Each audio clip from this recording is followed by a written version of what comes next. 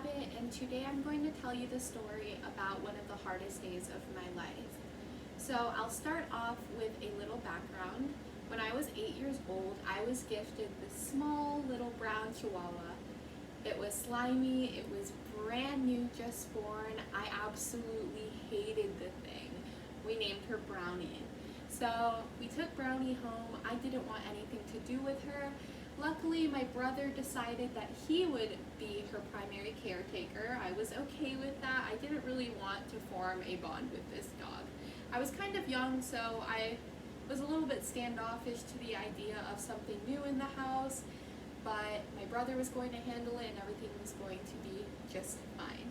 So my sophomore year of high school, I actually decided that the best route for me would be to do online schooling. I was obviously ahead of my time. This was pre-coronavirus, but I decided that I was going to do all of my schoolwork online at home. Most of my days were very lonely. I was home alone. I would do schoolwork, I would watch TV, and then I would wait for my friends who did real school to come back and chat with me, or we could text, and I wouldn't be lonely anymore. And so while I spent most of my days alone, me and this dog Brownie, we still weren't very close. We didn't really have much of a relationship. One day I was sitting on the couch, I was watching my usual Desperate Housewives. I don't know why I was watching that when I was a sophomore in high school, but she came next to me and she started nudging at me.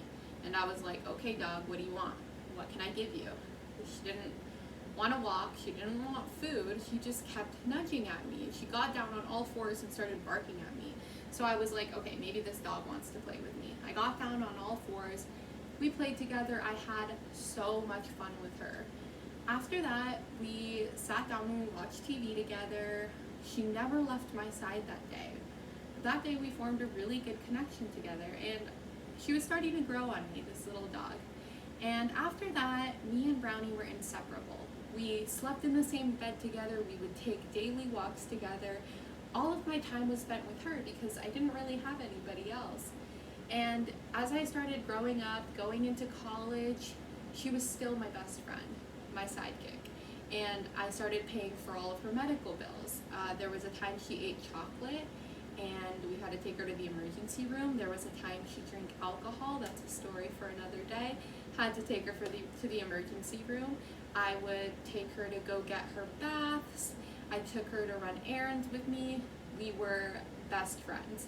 And she was getting a little bit older. I noticed that she had some growths on her stomach that needed attention. We took her to the doctor and they told us that these growths did require surgery. She was 12 years old at this time, and it seemed like it wasn't going to be a good idea because she also had a heart condition. I decided to go through with the surgery anyway, and the doctor up front told me she does not have a very high chance of surviving it. I waited for her to get out of surgery. I remember I cried for about 4 hours that day. I was just a wreck.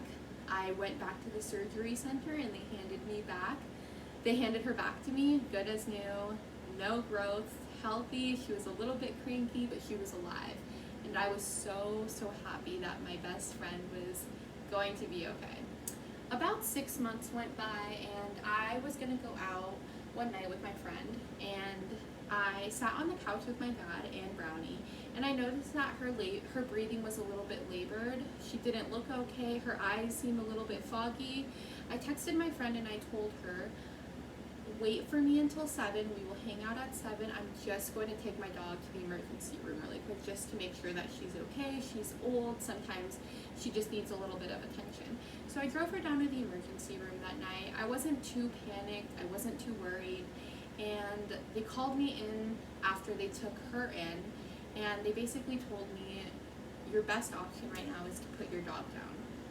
I was alone. I didn't go with anybody. I just sat there and cried by myself, and I had to make the dreaded call to my family that it was time to put Brownie down. And so we all met up at the emergency room that night. My mom drove down from Beverly Hills. We gave her some hugs and we parted with Brownie. So Brownie wasn't just a dog to me anymore. She was a really big part of me and a really big part of my family. And I will never forget that very unfortunate day we had to say goodbye to her. Thank you.